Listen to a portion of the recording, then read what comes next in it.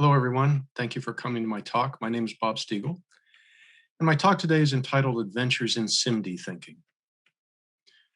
You know, we C++ programmers often do a lot of hard work in pursuit of higher performance. We have lots of complicated and sometimes difficult to understand machinery to help us make our programs run faster, whether it's concurrency or metaprogramming or context verification or other features of the language that we use to help us find better performance. Sometimes, however, we can find better performance in simpler things. And I thought it would be kind of fun to look at something that's actually fairly simple as an alternative to some of the complex things we talk about at conferences like this. So I'd like to do a little bit of talking about SIMD programming. So for today, I'd like to start by creating some useful basis functions using some simple SIMD primitives. And in this case, I'm going to use AVX 512 because I happen to have a Cascade Lake processor at hand and it supports AVX 512. And also because it's the only SIMD capable thing that I really have access to. We're going to try some SIMD style thinking in order to tackle a few what I find to be interesting problems. The first of these is going to be intra-register sorting. As we all know, these SIMD registers can hold multiple values, and it sometimes would be useful and interesting to sort the values inside of a register itself. And with this, we're going to create a fast linear median of 7 filter, which could be used in signal processing applications. I actually wrote this to use in one such application that I was creating at work. In the end, it turned out that I didn't need it, but it was a useful exercise anyway. We'll also look at how to use these simple SIMD primitives to do fast, small kernel convolution. Another thing that I thought that I was going to be able to use at work and turned out that I didn't need. And again, another useful and interesting thing to learn about. There's not very much heavy C++ code. A lot of what this depicts could be done in C as well. The one nice thing that C++ does provide for us, though, is function overloading, which would allow us to create an overload set that could be overloaded on different sizes of registers so that you have a nice interface without having to put the size of the registers or the data types in the interface itself. So there's not lots of heavy code, but there is lots of pictures. And I guess what I'd like to do is sort of encourage the idea of thinking vertically. So let's quickly have an overly simple review of Ssc and Avx registers. Long ago, there was Ssc2 followed by 3 and 4. And these were registers which are typically depicted like this. There are typically 8 such registers on these older systems. There are 128 bits or 16 bytes, or in the way I think of it, 4 floats or 4 ints wide. Ssc2 first appeared in the old Pentium 4 around 2000, and its purpose was to eventually replace MMX, which were the original streaming extensions that Intel was purveying at the time. Ssc3 first appeared in the Pentium 4 Prescott edition around 2004, and Ssc4 in Penryn around 2008. All of these variations of Ssc had the same size registers, and as I recall, the same number of registers. They varied in the new instructions and new capabilities that were added with each generation. A few years later, though, we had what I think is the first quantum leap, which was AVX2. There was an AVX, but AVX2 I think is more important for a couple of reasons I'll get to in a moment. In AVX2 enabled systems, there are 16 registers. The registers are 256 bits wide or 32 bytes, or as I think of it, 8 floats or 8 ints, and also 2 XMM or two Ssc registers wide. The cool thing about them, and what I thought was revolutionary, is that they allow you to permit 32-bit elements across the 228-bit lanes, the two Ssc2 halves. And this is very important for functions that we're going to create later. They also have gather primitives. I don't do anything with gather primitives in this presentation, but stay tuned. I think hopefully next year at this time, I'll have some interesting work to talk about at that time, which uses gather primitives. They were introduced in Xeons in the Haswell series around circa 2013. And a couple years later, they made their way into the core series of processors. And I think basically everything that's been manufactured in the last 5 or 6 years has AVX2 capabilities. Finally, there's AVX 512, which we're going to be covering a little more heavily today. There are 32 such registers. They're 512 bits or 64 bytes or 16 floats, 16 inch wide, and they're 2 AVX2 registers wide. They permit permuting elements across all 4 of the 128-bit lanes. And they have not only gather primitives, but scatter primitives and compressed store primitives, which are quite exciting. I'm not going to show you anything to do with gather, scatter, or compressed store today, but there's some very cool things you can do with it. They were introduced around 2017 in the Xeon Phi and later more widely available in Skylake Perley. They're now part of Xeon series and coming to Ice Lake. There are a number of lines of these. There are bronze, gold, and platinum lines, and they basically correspond to 1-socket, 2-socket, or multi-socket configurations. They have lots of additional capabilities that are segmented into more expensive variants of the Xeon. They're segmented by CPU ID feature bits, and I've listed a few of them here. You can look up what they mean. And basically, the more you want, the more you have to pay for it. So let's get started. Here's a little bit of code, a little bit of standard header that I like to use. Here's some macros to allow me to force functions to be inline. And here are some important definitions that we're going to reuse throughout the code that you're going to see. And basically, I'm renaming the standard float style, standard register type that has 16 floats in it from __ M512 to RF512, meaning register float 512. The int32 style register I'm renaming to RI for register int 512. And I'm renaming uint32t to be mask 512. And this is a portion of the code that I've written. I also have similar aliases for AVX2 and Ssc primitives for registers. So let's begin looking at this simple set of basis functions. The first one is load. And there are about 20 or so of these basis functions. I apologize for the number, but they're useful to know what these basis functions do. They're actually all quite simple, especially if you think about them visually. And we need them to build up the functionality for intra-register sorting, median of 7, and fast small kernel convolution. So the first one is very simple. It's fill. We're going to take a floating point value and fill the entirety of a float register with it. Very simple. The second is loading integer values into an integer style register. And again, very easy to understand. Here's a depiction of it. Well, not only do we want to be able to fill registers with specific floats and ints, but we also want to be able to load from regions of memory, load floating point or integer values from regions of memory into these 16 element registers. And so the first such function I call load from. It takes a pointer, a source pointer to an array of floating point data, and it does an unaligned load, the load U, meaning load unaligned. It does an unaligned load from that into a register.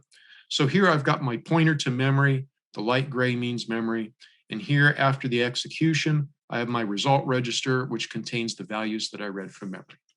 Very simple, very straightforward. Another very useful function is to load from memory, but load from memory using a mask. And so I call this function mask load from. And basically what I'm doing, what it allows you to do is to read from a region of memory, P source, but also specify a bit mask and a fill register such that if the bits in the bit mask are set to 1, the values from memory are loaded into the destination register. But if the bits in the bit mask are set to 0, then the values from the fill register are placed into your resulting register. So you can see I've tried to depict that here with the different colors corresponding to the different bits in the resulting values in my result register. Well, of course, we can extend this idea because we know how to fill a register with a value. And we can also overload the function to do a masked load from some source. But instead of using a fill register, we can just use a fill value. And of course, in the call to the function here, all we're doing is we're taking the fill value, creating a temporary object, if you will, a register, filling that register with the values, applying the mask, and again, generating a result register.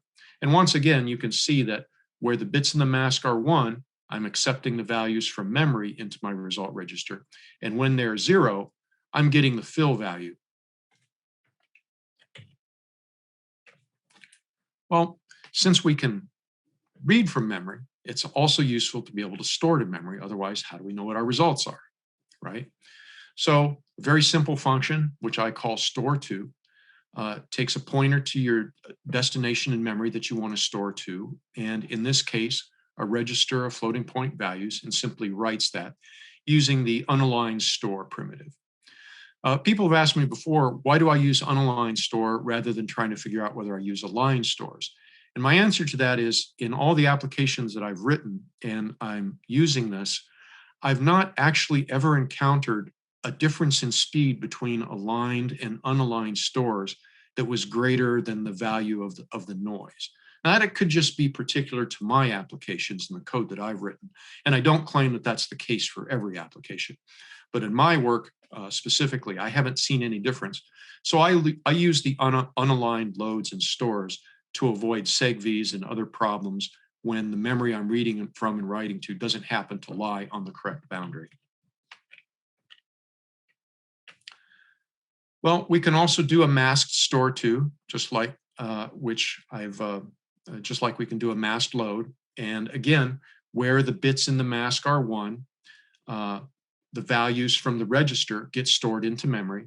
And where the bits of the mask are 0, memory is left unchanged. Now I'm going to talk about probably a series of functions which are the most actually useful, I think, in writing these kind of programs. And I'm going to begin with something very simple, making a bit mask. And so what I've done is I've got a little const_x per function template here, and my template parameters are the values of the bit that I want to set in my bit mask. And so at the beginning of the function here, I do a static assert on the value of all my template parameters and make sure that they're either 0 or 1 because they're supposed to represent bits. And then all I do is shift them by the appropriate distance, or them all together, and return them. And because this is const_expr, I basically, this is all done at compile time, and I'm generating effectively a literal that's getting written into the code. So the result, you can see here, and here I'm intending to represent a single 32-bit integer. And so here are the bits from low order bit to high order bit. And also I should say that in all my diagrams, whether I'm showing you elements in a register or bytes in an array or bits in a word, low order bit, byte, or word is always on the left, and the high order bit, byte, or word is always on the right. Even though this makes it backwards for the way we typically read numbers, I just find it easier personally to keep everything in the same orientation so that I can understand what I'm doing. Okay, so given my ability to make a bit mask here, let's move on to other functions that will eventually use that. Now, the next useful function, although it doesn't use a bit mask, actually it does use the bit mask, is called blend. And what blend does is it takes 2 registers, A and B, and it blends the values, depending on the values of the bits in the bit mask, into a resulting register. So given the order of the operands here, when the bits are 0, values from the A register are placed in the result. And when the bits are 1, values from the B register are placed in the result. This is a very handy thing to be able to do. And it's also very fast. It's like 1 cycle latency. Now we'll talk about permute. This is probably Permute and the variations of Permute that are provided in the AVX 512 primitives, and to some extent in the AVX2 primitives, are probably the most useful things I've found in order to write these algorithms effectively. So let's look at what Permute does. Permute takes a register of floats, R, the one whose values we want to permute, and it takes a permutation register. The permutation register is a register of ints, and the ints in the register tell you where the elements in R are supposed to go. So for example, here's my register of R with elements R0 through R15, and here's my permutation register. And so the 0th element of the permutation register is 15, which means R0 is going to go to index 15. R1 is going to go to index 14, R2 to index 13, and so on and so forth, with R15 going to index 0. So by applying this permutation register, I've effectively reversed the order of the elements from my source register into my destination register.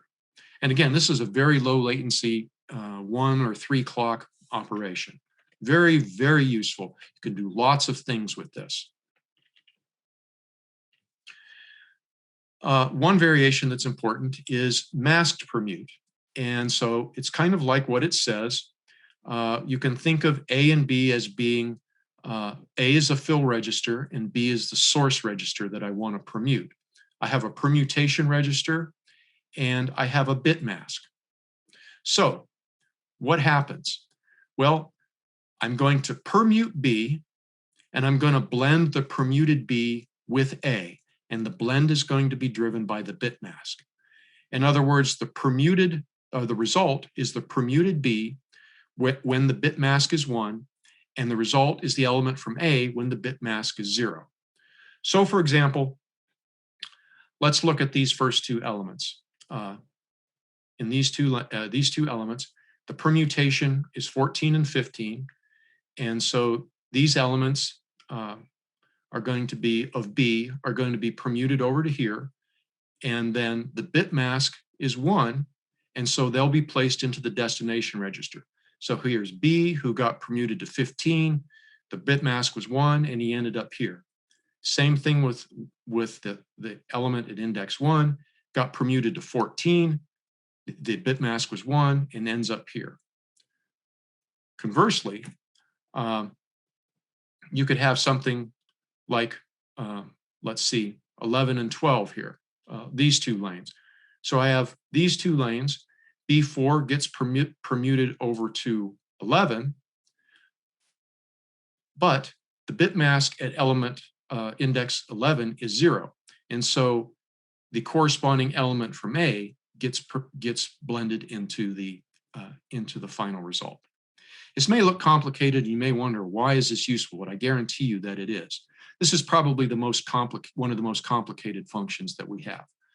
But the useful thing is that all these operations are done in a very small number of clocks, and you've done some useful permutation and blending in one shot. And this is actually very useful in the median of 7 filter. And so in making these registers that represent permutation maps, I actually have another function that does that. And so I have a function template. Notice it's not const expert because it calls an intrinsic, and intrinsics are not const expertable. And so I look at the values of my template parameters that specify my permutations, make sure they're all less than 16 because they have to be through 0 to 15 inclusive. And I return a register with all of those values set in this way. And that's how I make permutations, and you'll see some examples of that. So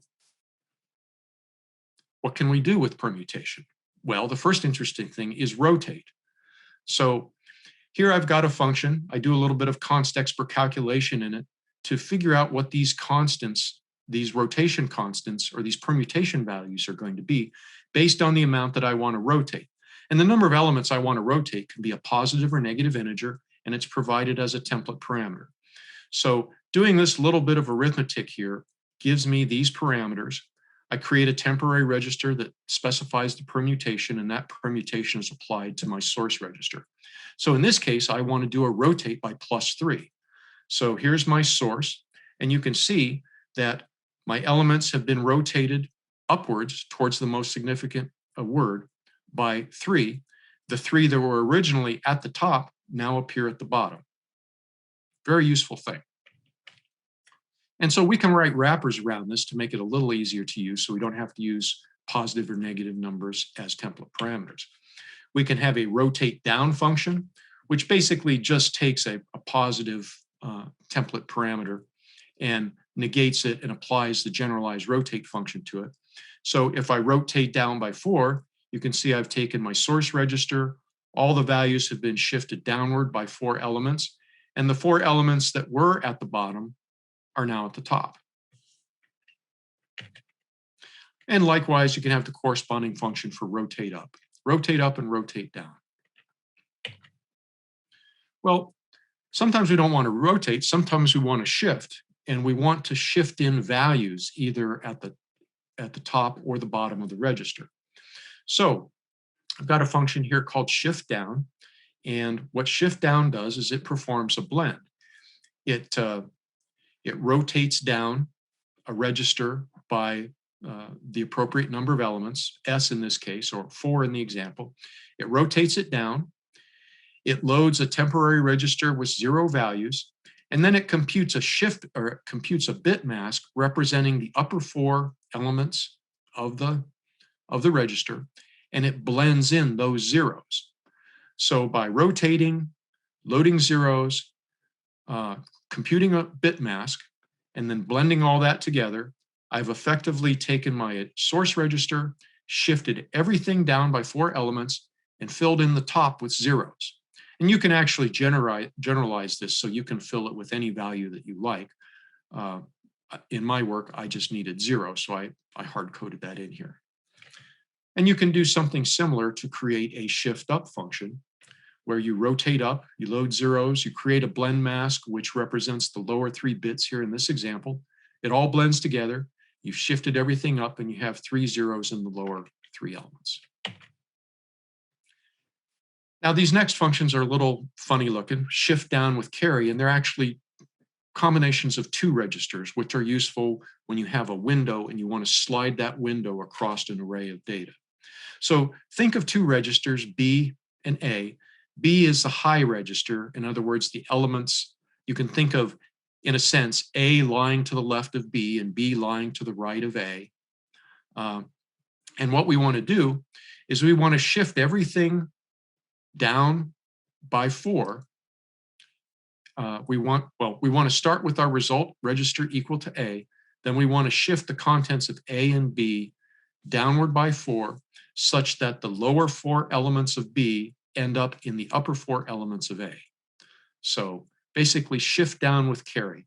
I'm shifting down A and B, and I'm carrying some number of elements from the bottom of B into the top of A. And likewise, you can compute a shift up with carry. You begin, again, A is to the left, lower, B is to the right, upper. Result, in this case, begins with B. And what I want to do is shift my B's upward by some amount, 3 in this example, and fill the lower elements of my result register with the upper elements of A. So here I've shifted B to the right by 3, and I've pulled in the top 3 elements of A into the lower 3 elements of my result register. Sometimes you need to have 2 registers as the result of a shift down. And so I have another function called in-place shift down with carry. And basically what it does is it takes the 2 registers, A and B, and it does a shift down by some amount, and it fills the upper elements of B with zeros. So here in my example, again, think of A lower to the left and B upper to the right. I'm shifting them down by 4. So B goes down to the left by 4. The upper 4 elements are filled with zeros. The A register is shifted down by 4, and the upper 4 elements of A are filled with the lower 4 elements of what was previously B. Very useful for sliding windows across data. Let's think about some simpler things. Add, very straightforward. 2 floating point registers, add allows me to add corresponding elements. Boom, one shot, very fast. Same thing with subtract. Perform element by element subtraction in one shot, put the result in a destination register. Slightly more complex is fused multiply and add, which is useful in applications like convolution, where you need to perform a multiplication and add the result of that multiplication to some running total. So in this case, fused multiply and add multiplies the corresponding elements of A and B and adds them to the corresponding element of C, such that D sub n is equal to A sub n, B sub n, plus C sub n. And again, this is very useful. If C is a running total of something, then we can multiply A and B, add it to the running total of C, and then save that in as our output, our destination, our output, either in C or in some other place. This is very useful, as I said, in small kernel convolution. So min and max, also very useful for sorting. So min is a nice intrinsic that does element by element or element-wise comparison of two registers and stores the minimum of the two in the corresponding location in the destination register. So D sub n is equal to min of A sub n comma B sub n. Very straightforward primitive.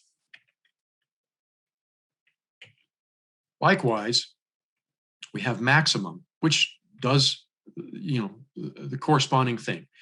It does element-wise comparison and stores the max of the two elements into the corresponding location in the destination register. So now we have the ability to compare two registers and find the minimum element-wise and find the minimum element-wise or the maximum element-wise of those comparisons. This is going to turn out to be very important for sorting, as you can imagine, right? Okay, let's actually use these. So I've created a function here called compare with exchange. And I, in retrospect, realize it's probably unfortunately named very similarly to synchronization primitives, but I don't have much imagination. I couldn't think of a better name. So what does compare with exchange do? Well, let's look at our arguments. We have an input set of values. This is the floating point values in a register. We have this permutation and we have this mask, and we're going to do something with these. So what are we going to do? Well, we're going to walk through each of these steps and understand what they mean. So let's look at a diagram. Here is our input register of values. And for the sake of argument, I've just filled them with the values 15 through 0 in descending order because I'm going to do an ascending comparison. So I want to see something swap, right? So we're only going to focus on the first two elements here, which is what this blue highlighting is intended to convey. And we're not really going to pay any attention to the rest of the elements here, just to keep things simple and easy to read. So we've got this permutation matrix and we've got this mask matrix. And what this permutation matrix says is that I'm going to want to swap these two elements at some point. And what this mask says is at some point, I'm going to choose one of two elements. If the mask is 0, I'm going to choose X. And if the mask is 1, I'm going to choose Y. And if you'll recall, there was a blend as the last step of compare with exchange. So keeping that in mind, let's look at our first function call. And our first function call is exchange. And we're going to permute the values that are in our input, and we're going to use our permutation register to do that. And we're going to save the result of that permutation in a register called EXCH, or exchange. So what does that look like? Well, here are my values. Here's my permutation. And my permutation says I'm going to swap these two, and I'm going to store the result of this swap in this register called exchange. Okay, simple, makes a lot of sense. Now what are we going to do? Well, now I'm going to determine what is the minimum, the element-wise minimum between my values and what I've stored in my exchange register. So, all right, well, I compare vals to exchange, and in both cases, the minimum value is 14. 14 is the minimum of 14 and 15, and in this case, 14 is the minimum of 14 and 15. All right, how is that useful? Well, let's look at the next step. We're going to compute the maximum between vals and exchange, and we're going to store that in another register called Vmax. So what does that look like? Well, similar to the previous step, the maximum of 14 and 15 is 15, so we've stored it here, and the maximum of 14 and 15 is 15, and we've stored it here. So in Vmin, we have 2 instances of the minimum value, and in Vmax, we have 2 instances of that maximum value. Finally, we're going to blend them together using the bit mask. So what does that look like? Well, now we're going to use our bit mask, and we're going to blend according to the bit mask. And so when the bit mask is 0, we're going to choose the minimum value, and we're going to put it here.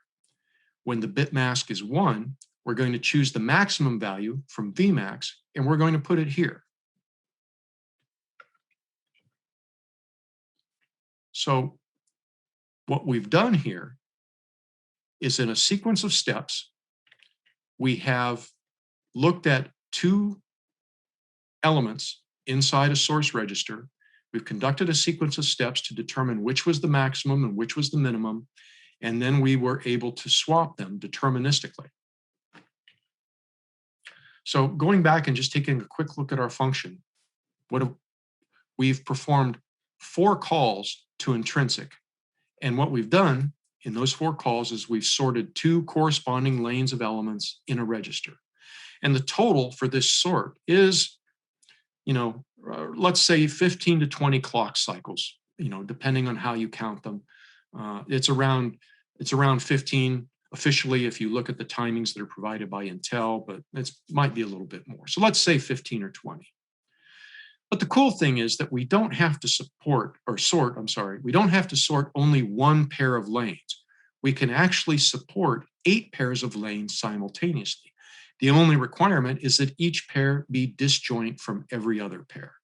Now you can see the value of being able to do these sorts across lanes because, as I said, in this case, with 16 values in these registers, you can do 8 sorts simultaneously in about 20 clock cycles.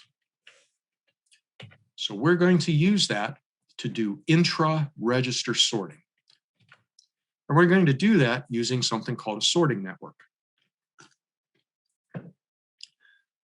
Those of you who have studied computer science heavily are probably familiar with sorting networks, and probably electrical engineers are as well. They were originally used actually as hardware in circuits and components in the 60s and such. So a sorting network is an abstract device that's built from a fixed number of wires or lanes, and these wires carry values.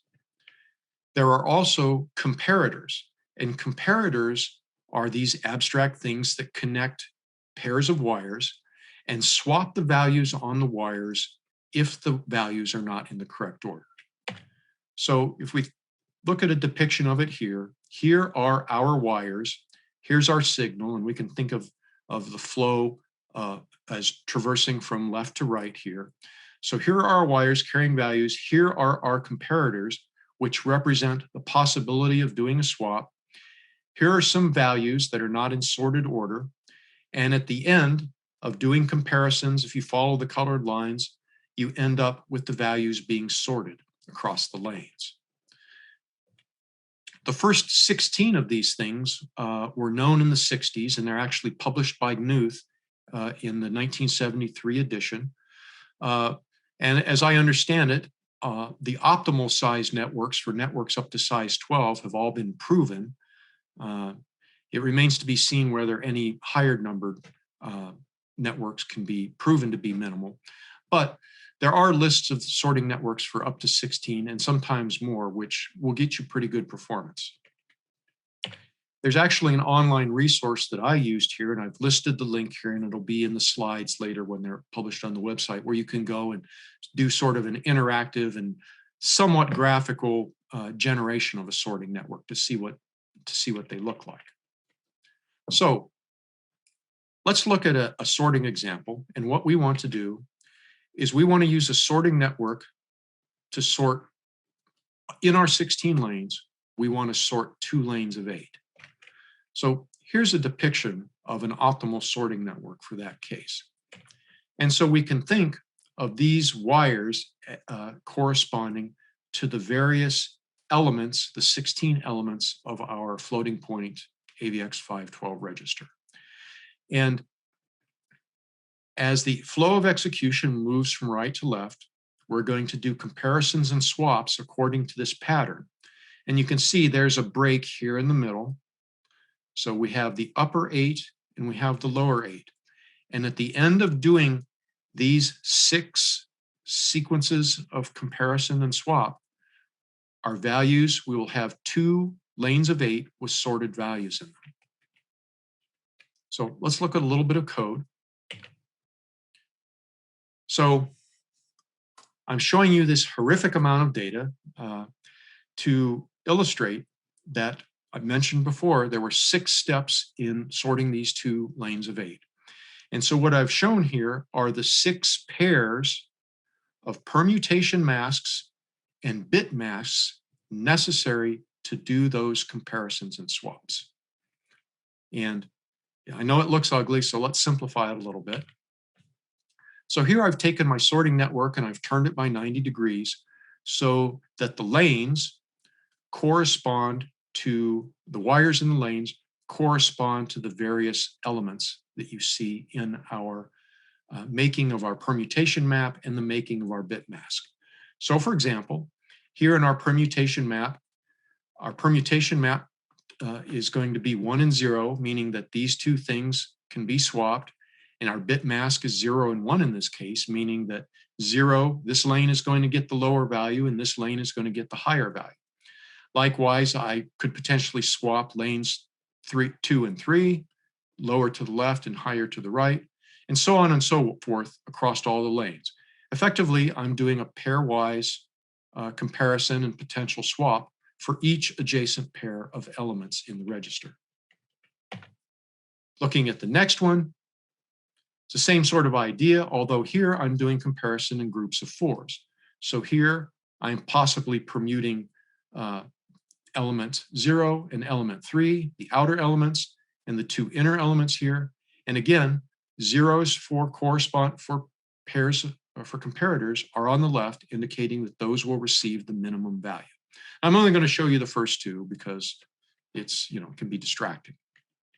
All right, so going back to our function, here's a little depiction of our sorting network. Here are our input values, 2 lanes of 8, and I put this little black bar in the middle just to make it a little easier to see visually what's happening. So I'm going to call my first compare with exchange, corresponding to this set of comparators, right? And so here are my values. And you can see, since I was doing adjacent compares and swaps, that each adjacent pair has been sorted into the correct order, 15 and 16, 13 and 14, so on and so forth, across all the lanes.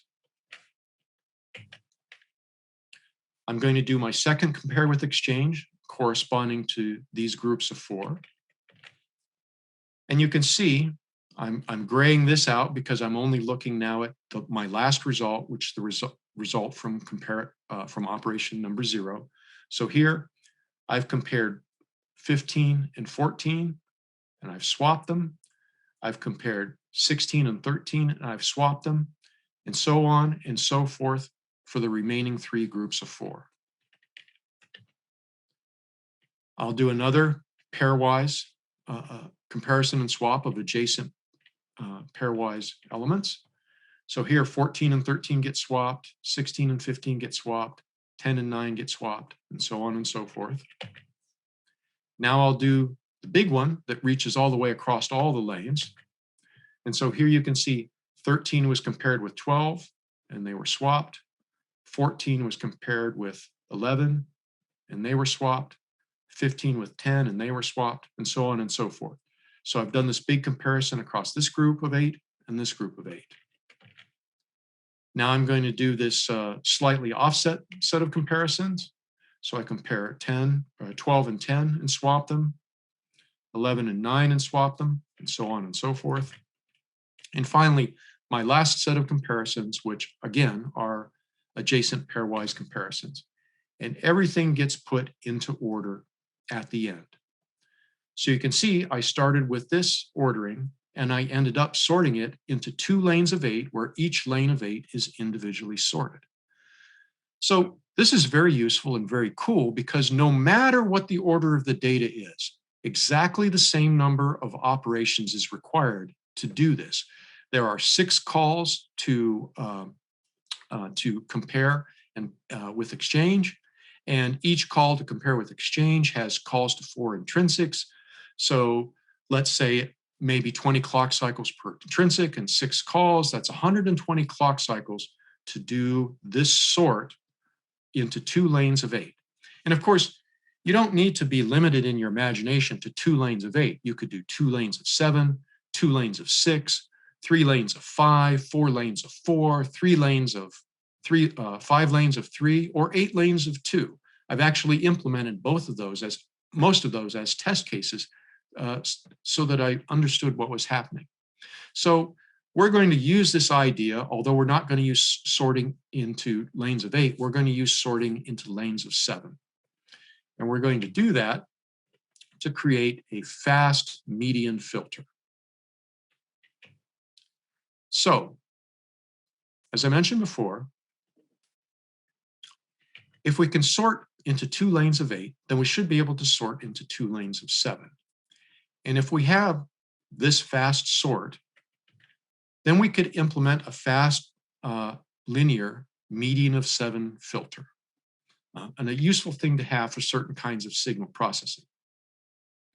Now recall from high school math that the median is the value in a sequence of values. The median is that value that, if the sequence were to be sorted, separates the lower half of the sequence from the upper half of the sequence. And usually we think of medians when there are an odd number of values.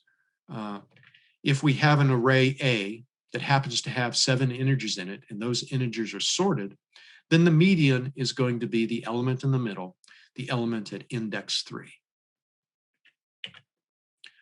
So median filters are useful because they're good at preserving edges in signals.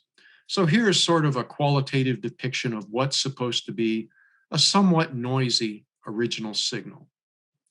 And after applying a median of 7 filter to it, you can see that we remove some of the noise, but managed to retain most of the salient features of that signal. Most of the shape of the signal, if you will, has been preserved after the application of the median filter. So median filters are good at preserving large discontinuities, like this change from this value in the signal to this value in the signal. That represents a large discontinuity or a large change in the value of the signal. And yet the median filter did a very good job of preserving that. And likewise for these other sharp features. The median filter is good at eliminating weird outlying values without introducing blur into the signal. So for example, here we see a few small peaks, and perhaps some peaks in here that you could think of as being outliers.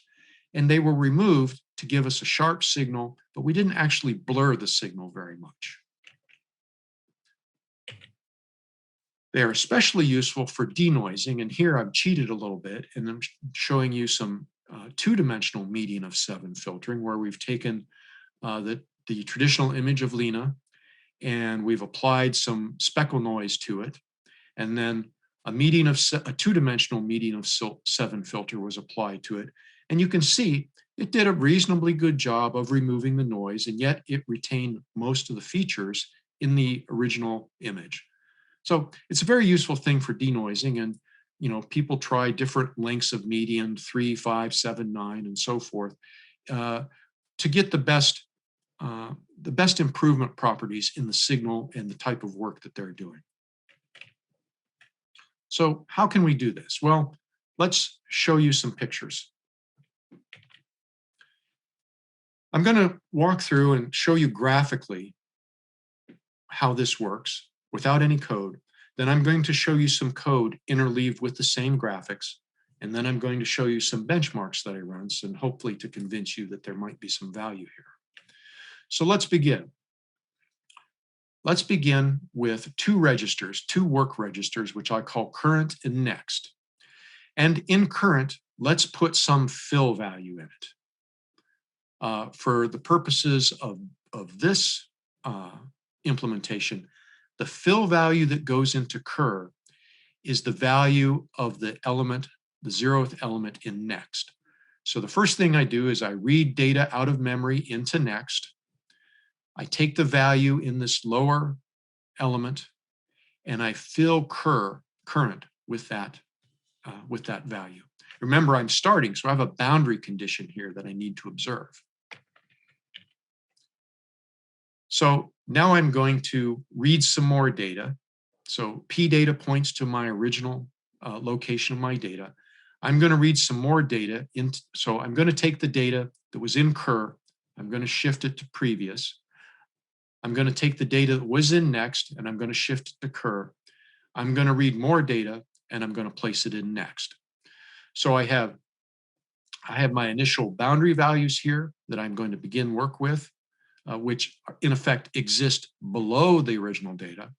And then I have cur and next, which represent the first 32 elements in my array of data. So I'm now going to create two work registers, low and high. And what I'm going to do is I'm going to fill low and high with the set of values that you see here. The lower 3 elements of low are going to get the upper 3 elements of prev. The rest of low is going to get the remaining 13 elements of cur. And then the lower 3 elements of high get the upper 3 elements of cur. And the remaining 13 elements of high get the next 13 elements, the first 13 elements of next. And it will become apparent why I want to do that in a moment. So now I want to sort some values. So I'm going to create yet another work register, which I very creatively, intuitively call work. And what I'm going to do is I'm going to load values. I'm going to load my first set of 7 values into the lower 7 lanes of work. And these red elements indicate I'm not doing anything with them. They're empty. I'm going to take the next set of 7 elements from low, and I'm going to load them into elements 8 through 14 in the upper half of my work register. So in effect, I've created 2 lanes of 7 from the first 2 ranges of 7 in my work array. And you'll notice that I've got 7 values here. And this is a 7-element kernel. And so the middle of my range right here, if I follow it up, corresponds to the first element in cur. So I've got 3 lower elements to fulfill my boundary conditions. I've got the middle where I hope to find the median, and I've got 3 more. So that's why I started 3 below. 7 integer divided by 2 is 3. And I want the median, the value that I have here for the median is going to go into a corresponding location. I hope that makes sense. So I load these lanes of 7 into my work register, and now I sort them magically using, sort 2 lanes of 7, which I've not shown the code for. And in the center of my 2 lanes at location 3 and location 11, because I've sorted them, these are my 2 median values. Now I'm going to take those 2 median values and I'm going to put them in a destination register, which I've also very creatively called data. And data is going to be my accumulator, where I store these pairs of medians as I compute them, working my way through the loop. So because I've computed the first two ranges of 7, I'm going to slide my low and high registers up by 2 elements so that now they look like this, and I only have one overlapping element from prev, and so on and so forth. I'm going to do the same thing. I'm going to load the lower set of range of 7 into the bottom of work, the next range of 7 into the top of work. I'm going to sort them, and then I'm going to take elements 3 and 11, and I'm going to place them into the next 2 elements of my accumulator register. Hopefully that all makes sense. So let's look at some code, and I'll interleave the code with this picture. Here's what the function looks like. Median of 7. I'm declaring some values. I've got some funky looking functions here. So this is my value. This is where I'm taking the lower element of my data, and I'm loading a register with it. Here's where I'm making the permutation map, and look carefully here. I'm permuting elements 0 through 6, 0 through 7 into the first 8 elements of the matrix. And here or the register, sorry, and I'm permuting elements into elements 1 through 8 into the upper 8 lanes. So you can see I have 0 through 7 and 1 through 8. And this here, 7 and 8, correspond to the red boxes which get ignored. Here I've made a permutation map, and you'll note that this numbers 3 and 11, this was the first pair of medians that we computed. This is the second pair, and so on and so forth. We're going to make some bit masks which correspond to those pairs. So here I've made a bit mask that has 2 elements in it, and I've got this array of saved masks. Each saved mask corresponds to that pair of bits. So, as I said, I'm going to load my fill values into Ker. I'm going to load my next values from my data array, and I get this. Next, I'm going to move my current value down into previous, my next value into Ker, and I'm going to load that third upper register next from my data using the second 16 elements. All right, so here we are. This is my fill value, which is actually equal to this element. This is my first 16 elements read from memory. This is my second 16 elements read from memory. Now I'm going to do a shift up with carry, which is why we developed that function. And so I'm going to do a shift up with carry, and I'm going to put it in low, which corresponds to the bottom 2 registers, and high, I'm going to do the same shift up with carry with the top 2 registers. And therefore, so I've used these 2 registers to do a shift up, to put low where it is, and to load low with these values. I've done a shift up from Ker and next to load high with these values.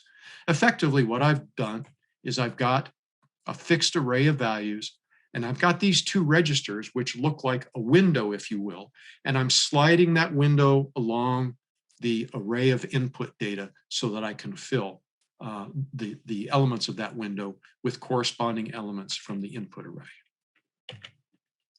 So now I'm going to apply my permutation, which gives me this, where I've taken my first 7 elements here, put my second 7 elements there. I'm going to do my sort. I'm going to sort 2 lanes of 7, which gives me this guy. Now I'm going to do a masked permute, that thing that I talked about before, which is kind of complicated. In my masked permute, data is my accumulator, work is my temporary value, save permutation tells me which values I want to put in there, and save mask makes sure that the data, the values and the elements that I've accumulated in my accumulator data never get overwritten once they have been once they've been filled with a median value, they never subsequently get overwritten. So what mask permute does is it gets me this guy, right? The mask permute of work and data gives me this. And now I'm going to shift the data in my work registers down by 2 because I've just processed 2 medians, which in effect slides them upward by 2 elements relative to the original data. And again, I'm going to use the permutation to load my data. I'm going to sort it. I'm going to use a permutation to store my data in a final register. And I'm going to repeat this process, it looks like 6 more times. When I've done that and I've finished filling my accumulator, I'm then going to store that to memory because it's useful and I want to use it somewhere. And then I'm going to advance my point. So I wrote some code to test this, and I'd like to share the results with you. So I wrote and ran these tests on a physical bare metal machine running Red Hat Enterprise Linux 8.3 on a Cascade Lake Xeon. If you're interested in such things, it's a Xeon 6248 Gold running 3.0 gigahertz. I ran the test using GCC 10.3, and all the code was compiled -03, telling it to use that it's an AVX 512, to use AVX 512, and that it's a Skylake architecture. I also ran the code with, compiled and ran the code with Clang 10.0.1. We're using the same compilation flags. I used element counts from 100 through 10 million, increasing the sample size by a factor of 10 for each count. And I used input sequences, 2 input sequences. The first input sequence was a pre-sorted array of signed integers that increased monotonically. In other words, the data was already sorted, best possible case. The second was to use a randomly generated sequence of signed integers whose values varied between -50 and +50. There's nothing magical about -50 or +50. I just wanted integers small enough that I could print them on the screen in nice straight columns when I was debugging the code. And when I ran the tests, I always generate using the same seed value. So from run to run, I'm getting the same set of pseudo-random numbers, if you will. So I collect timings using 3 different approaches. I use an STL-based approach where I use std nth element for every sequence of 7 elements. And I have to say, the first time I did this presentation, someone said, "Bob, why did you not use nth element? It seems only obvious." And I felt very silly because I didn't even think of it at the time. So in this incarnation, I've included it. I also use std sort for every sequence of 7 elements. And then finally, I use AVX median of 7, the function that we just saw. And so I'm using these 3 functions over exactly the same elements in each case for the 2 different compilers and the 2 different data sets. So let's look at the results. So here's the case for our pre-sorted input with Clang. And since the sample sizes are increasing by 10, I'm just using log-log graphs here, so I get nice, pretty straight lines. So the blue line corresponds to the AVX function call. Green corresponds to using std sort, and this horrific orange corresponds to using nth element. And this was with pre-sorted data, so this is the best of all possible worlds. So a couple things jump out at me. First is that nth element is, in this trivial case, always slower than STL std sort. And in fact, nth element turns out to be slower than sort in all of the data. And if you think about it, it kind of makes sense because modern std sort implementations use fast small sorts like selection sort or other custom code, maybe even sorting networks, when the number of elements to be sorted falls below a certain threshold. Whereas nth element, which is a partitioning algorithm, can't do that. It does the full work of partitioning and all the comparisons to make sure the partitioning is done correctly. So with Clang and the pre-sorted input, the speed up here, and by the way, all the speed up numbers I show you for this sequence of performance graphs are between the AVX code and the STL sort code, because the STL stood sort code was the fastest. So basically, in the pre-sorted case, the AVX based intrinsic was about twice as fast. It sort of asymptotically reaches twice as fast as you get out beyond 100,000 elements. All right, so this is not terrible performance gain, but there's a much different picture when we have the random input sequence. Here, the difference is much larger. You can see once again, nth element still performs worse than sort. And at some point, I think due to cache effects, perhaps, stood sort becomes much worse than it is in the beginning. But even at low numbers, we start to pick up speed, 100 and 1,000 elements. At 10,000 elements, now we're more than 10 times faster than stood sort. And we sort of asymptotically reach, with Clang on this hardware, a factor of, let's say, 16 or 17 times faster than stood sort for up to 10 million elements.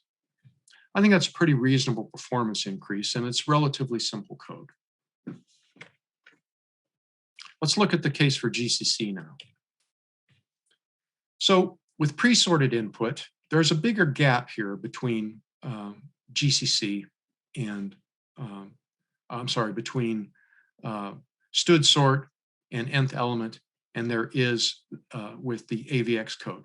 You'll notice on the right here, what I'm reporting here is the absolute duration in terms of nanoseconds.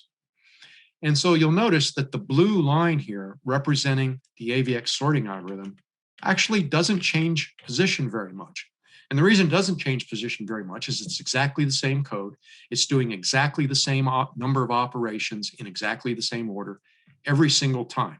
The only reason it shifted between GCC and Clang is that GCC and Clang emit slightly different sequences of assembler. But otherwise, it's remarkably similar performance across compilers. So what this tells me, at least for the sorted case, is that, and by the way, Clang was using libstood.c++, GCC's standard lib. What this tells me is Clang does a little bit better job optimizing libstood.c++'s sort and nth element than GCC does. At least I think it does if I'm interpreting the data correctly. So here we see a constant speed up of around 4 or so between AVX and stood sort. And we see a similar picture when we go to the randomly sorted input. Here, the difference in performance between nth element and sort shrinks just like it did with Clang, and the gap widens between AVX and stood sort. Once again, I think this could be because perhaps Clang is generating slightly better code than GCC is. Now, I didn't tinker with the compiler flags in order to find the absolute optimum settings, and it's possible that there are some that make these graphs obsolete, but I thought that the compiler settings I chose made sense as a first order guess. So you can see that we get a nice speed up in performance here. Now we're looking at a difference of, let's say, 21 asymptotically between the AVX performance and the stood sort performance. So all in all, I think that's a pretty reasonably successful experiment with SIMD programming. So let's look at another interesting problem, that of small kernel convolution. So what is convolution? Well, convolution is this mathematical thing. Here's a depiction on the right. It may take you, if you're not familiar with it, it may take you a while to wrap your head around it. So don't worry too much about the picture or what the pictures mean. You can come back and look at the slides later. All you need to know that S is a signal, and K is what we call a kernel. And the convolution, S star K, is a mathematical function such that in the result of S star K, that result is equal to S at that point, weighted by every point in K, as if K was centered on that point in F. In other words, as you move through the signal S, you have your kernel function K, and you move that kernel function so that that kernel function is centered on the point in your signal upon which you want to compute the convolution for. And so in this particular case, if you work through the pictures, you'll see that this resulting convolution makes sense in the context of these pictures. I won't try to explain it. It would take some hand waving and perhaps some drawing on a whiteboard to do that. Now, convolution is actually an incredibly useful thing. It's like linear algebra. It pervades every aspect of modern life. And I'm only going to name a few here. Signal and image processing. In conjunction with the Fourier transform, is an incredibly powerful mathematical tool. Probability and statistics. It's used in computer vision. It's used to solve differential equations. It's used in almost every branch of engineering, and it's used extensively in physics as well. So how do we do fast small kernel convolution? Well, I'm going to show you some more pictures, slightly different pictures, to help you get the idea of what we're going to do. So let's begin with our signal S. And here I've just shown some samples of my signal in time. Here's my kernel. I've put a little gray behind it to make it easy to see.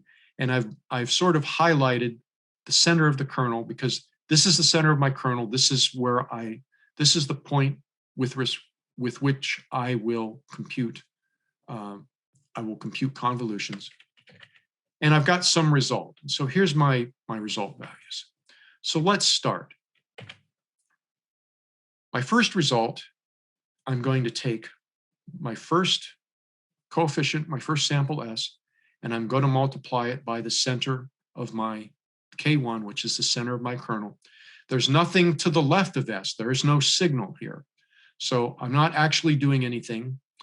You could have a fill value. There are strategies you can employ to decide what to do in this boundary case. But in this particular instance, I'm just using 0. And I'm multiplying S, my next sample, S1, times my last sample in my kernel, K2. So it's a boundary value. It's a little funny. Let's look at R1. In R1, I'm now multiplying S0 and K0, S1 and K1, S2 and K2, and that becomes my value R1. In other words, every value in the signal that's covered by the kernel is weighted by the corresponding value in that kernel. And correspondingly, if I do compute R2, I get this simple equation. If I compute R3, I get this. If I compute R4 and R5. So as you can see, effectively, I'm taking the kernel and I'm moving the kernel along the signal, doing these multiplications and summing the products to form my results. So this is a useful way of looking at it, but it's not, for those of us who are more visually inclined, it's not the easiest to understand, perhaps. So here's another way of thinking about it. So I want to compute my first result value, R0. So here's my array. Now I'm thinking of these in terms of arrays in memory, right? Here's my first array with my signal values. And here are the values of the kernel that I can apply, because this is a boundary condition and I can't use all of them. So I multiply these guys, add them together, and I get R0. I slide my kernel 1 to the right. I multiply corresponding values in my signal and my kernel, add the products together, and that becomes R1. And so on and so forth. I slide the kernel down across the data, doing the element-wise, computing the element-wise products, adding them to generate my resulting value. So R5 is equal to S4K0 plus S5K1 plus S6K1. And basically, R5 is equal to the value of the signal centered on S5, or the value of the signal at S5 weighted by the kernel centered at S5. That's why I refer to K1 as the center of the kernel. K1, when K1 corresponds element-wise to some element in the signal, that index of that element is the index of my result. Hopefully that makes sense. I'm just sliding the window, doing some multiplications, adding them, and saving the result. And that is convolution. It can also be correlation depending on a sign that appears in the equation. And if your kernel is symmetric, like a Gaussian or something like that, convolution and correlation are exactly the same mathematical operation. So let's go back to our original depiction here. All right, so we've got these equations, we've got this mental picture of how it works. How is this actually useful in writing code that might be fast and useful to us? Well, let's draw this in a different way. Let's rewrite these equations in a slightly different way. And in fact, all we want to do is let's move everything to the left like this, and we'll line things up in columns, right? So R0 is equal to 0, representing my boundary condition, and here is each individual result, and here's the equation that corresponds to that. And notice that my kernel centered on S1 gives me R1. My kernel centered on S2 gives me R2, and so on and so forth. So if you look at these numbers, you say, wait a minute, well, there's an interesting pattern here. In those columns, each one of those columns has the same value for a kernel coefficient. That's interesting. Maybe we can exploit that. And so if we add one more little thing, in other words, we now say, all right, in this register, in this column, this 0 that I had before is actually equal to 0 times K0. Well, this is actually really useful, a very useful picture that's going to help us develop the algorithm to perform the convolutions. So what is our strategy going to be? Well, here we have our input data, and here I'm going to add a 0 to the left. So I'm going to do some register shifting. I'm going to put a 0 here, and here is a register filled with my first kernel coefficient K0. Then I'm going to take and I'm going to shift my signal down to the left by 1 and multiply it by a register with kernel coefficient K1. I'm going to do the same thing. I'm going to shift down and multiply. And I'm going to compute my result. And so basically, as you look down this column, 0 times K0 plus S0 times K1 and plus S1 times K2 gives me R0. And that's the same as this depiction, this graphical depiction that I showed before. Similarly, I do the products and sum down to get R1. That's equivalent to this. And so on and so forth. So writing the equations in a slightly different form, exactly equivalent, but slightly different, and then drawing some pictures helped me at least develop the algorithm I'm about to show you. So let's go to AVX convolve. It's a function template that's parameterized in terms of the size of the kernel and the kernel center.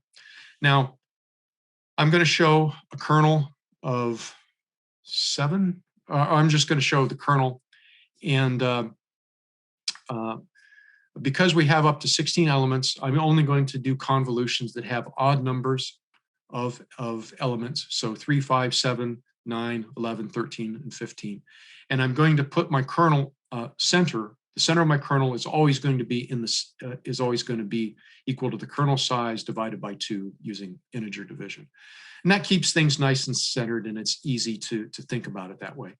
The kernel center doesn't actually, the thing that we call the kernel center doesn't necessarily need to be in the center of the kernel. We can change the position of the weights if we want to. But for purposes of this talk, it's nice to keep just think of the kernel as being centered.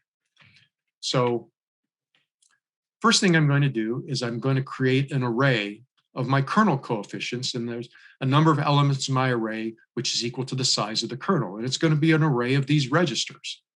And what I'm going to do next is I'm going to take that array and I'm going to fill each register in that array with the corresponding kernel element that I've computed, that I'm going to use.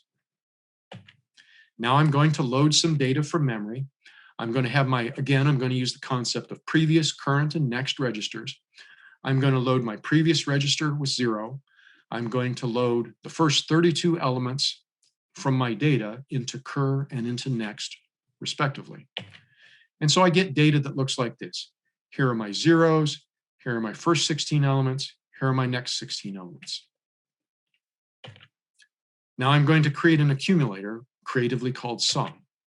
All right, so here's sum. Sum is full of zeros. So now I'm going to do shift up and carries again, and I'm going to shift up and carry relative to my window center.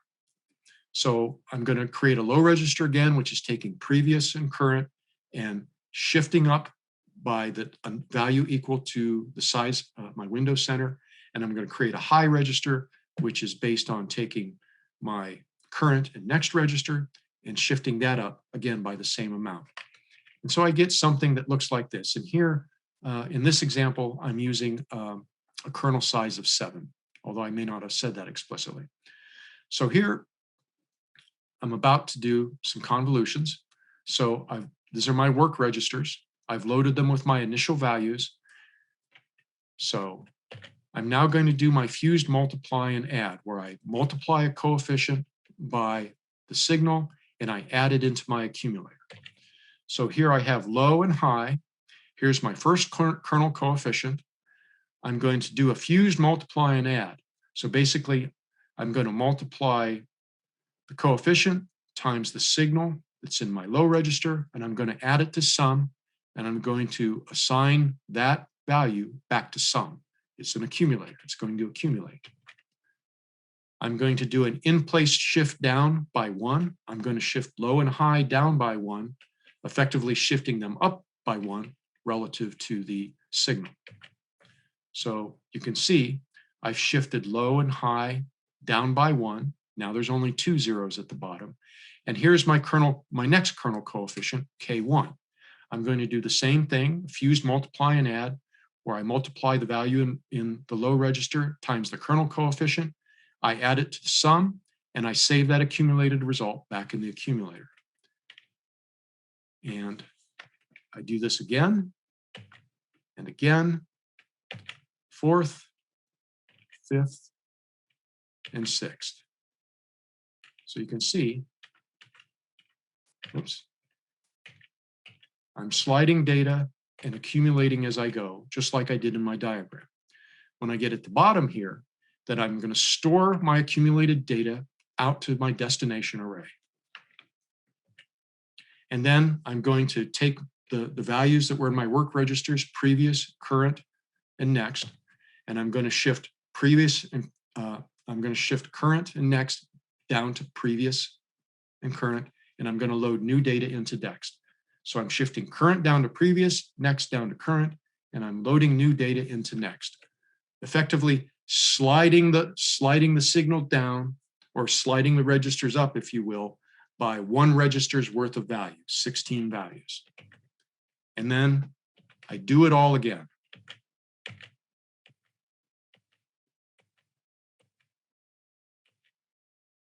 So, interesting. Is it useful? Is it fast? Well, let's see.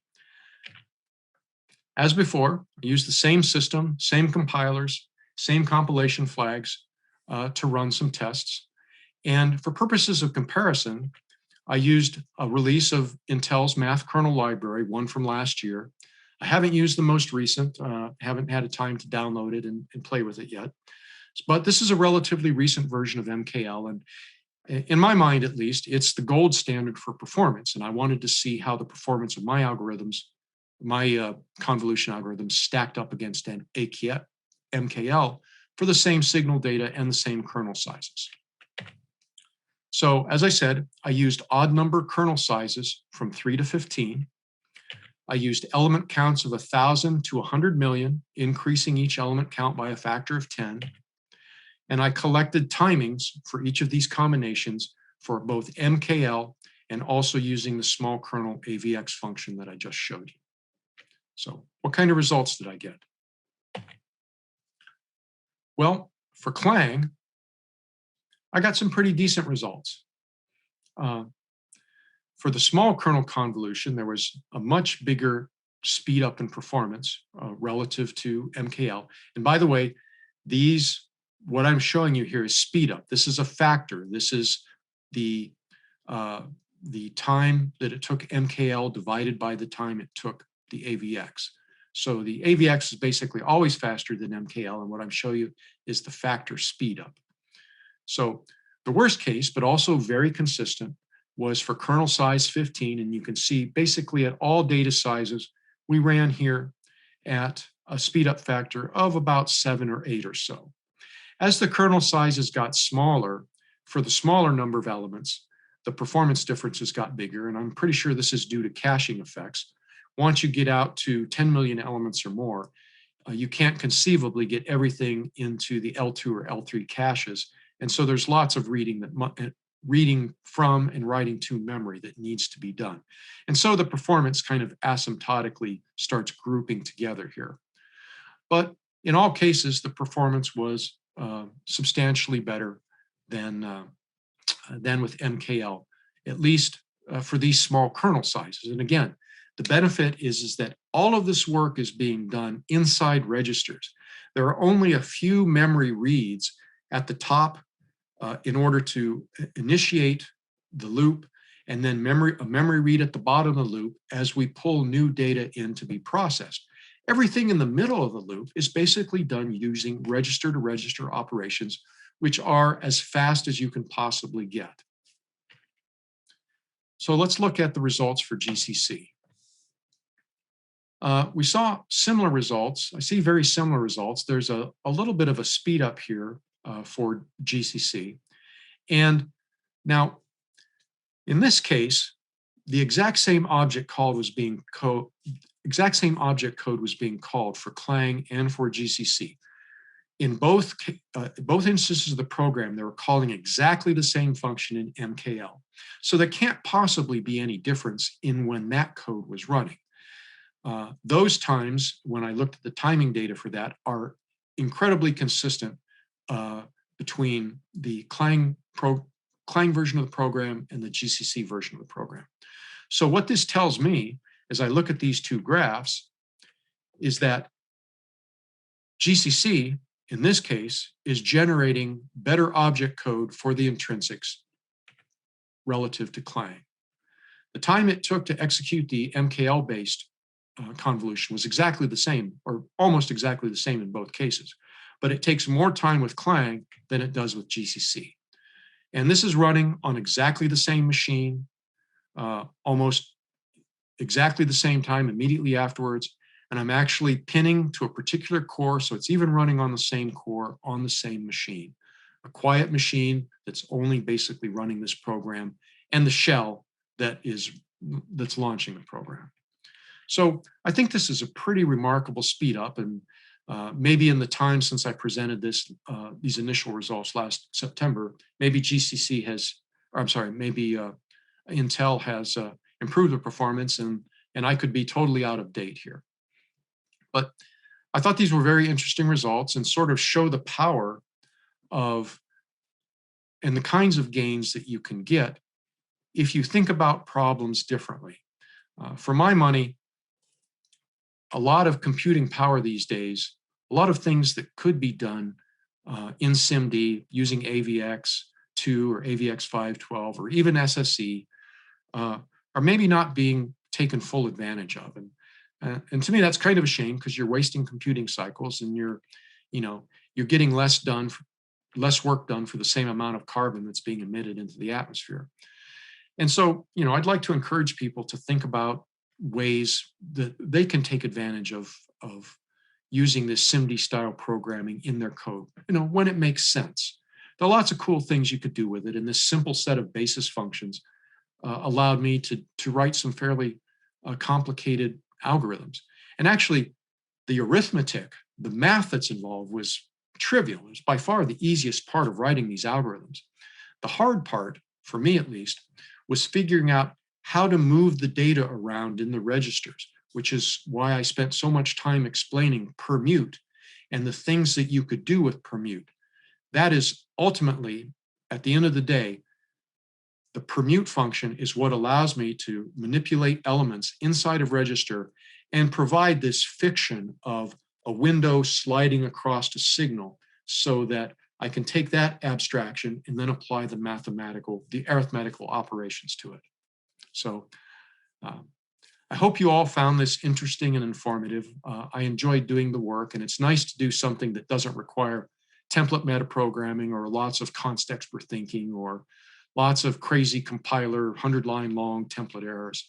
You know, this is all actually very simple C++ code, and it was kind of fun to do. So with that, we've got a couple minutes left. Thank you for attending. Here's my GitHub and my website, and I'll go back. Are there any questions? Okay, so I see Phil made a comment. Convolutions are also at the heart of machine learning. Yes, they absolutely are. So I have an earlier question from early in the session from Tanner, who asks, what will the compiler generate when you attempt to compile this code without march set to a CPU that supports AVX 512? Well, it can fail to compile. If you attempt to use AVX 512 intrinsics and you've not told your compiler that you're going to use them, you'll get a compilation error. Now, you can set your compiler flags so that you're telling the compiler, yes, I'm supporting AVX 512. You get your object code, you take it out, and you run it on a Haswell processor, for example, something that actually happened to me recently. And most of the code executes and it's okay. But all of a sudden it enters a function where there is an AVX 512 instruction that's been generated from intrinsic. And boom, the program will bomb just like that. So the compiler will let you do it, but at some point in the program, if a non-AVX 512 CPU encounters an AVX 512 instruction, it's just going to say, yeah, I'm done. I don't know what to do with this. Sorry, program dies. Let's see. Do I have a recommendation for a portable SIMD library with an intuitive interface? Well, I'd like to say stay tuned for me, but as I've said, I don't have access to lots of other SIMD-based hardware, so I can't recommend my work. I guess I cannot. You could look at the work done by Klaus Igelberger or Matthias. Sorry, his last name will come to me. There's a gentleman who wrote the SIMD proposal for C++ standardization. If you look up SIMD C++ standardization in Google, it'll take you to the paper that was proposed for the committee. And Matthias, sorry, I've forgotten his last name in the heat of the moment. Matthias actually has a library which is cross-platform. I haven't actually played with it or done much with it, but I'm given to understand it's pretty good. Norbert asked the question, do the min and max intrinsics handle all floating point values, or does one have to care about, say, nans or infs? Well, strictly speaking, yes, I'm sure you should probably check for those things and decide whether or not you want to mask them out. You know, in my case, the signal processing I'm doing, I know with absolute certainty that the range of values in my signal is going to lie between two numbers. You know, basically it's going to range from minus 32K to plus 32K, and those are the only possible floating point values it can have. And that's a 16-bit range, and we do all our computations in float, which has 23 bits of precision. So unless I'm dividing by 0, which I already checked for, I'm not worried about nans or infs in my case. However, in the real world, where you don't have such control or a priori knowledge of your data, then you do have to worry about that. In which case, it might be appropriate, say, for example, in compare with exchange, to check for nans and infs and have some strategy for dealing with them. I don't. I'm lazy and I haven't written that yet. Simon asks the question, are there median networks that are like sorting networks, but just compute the median with less stages, Or that would they require at least as many stages as the smallest sorting network? That's an excellent question, and my intuition says that the second half of your statement is correct. I can't prove it off the top of my head, but ultimately, if you think about it, there has to be some number of comparisons for the median to enter into the middle of the range. And the optimal sorting networks sort values in the optimal number of steps, at least up through networks of 12, which have been proven. So can a partitioning algorithm, a SIMD-aware partitioning algorithm, do a better job? My intuition says no, but I'm willing to be proven wrong. So anyway, thank you everyone for attending. I really appreciate your attention, and have a great rest of the conference. Take care.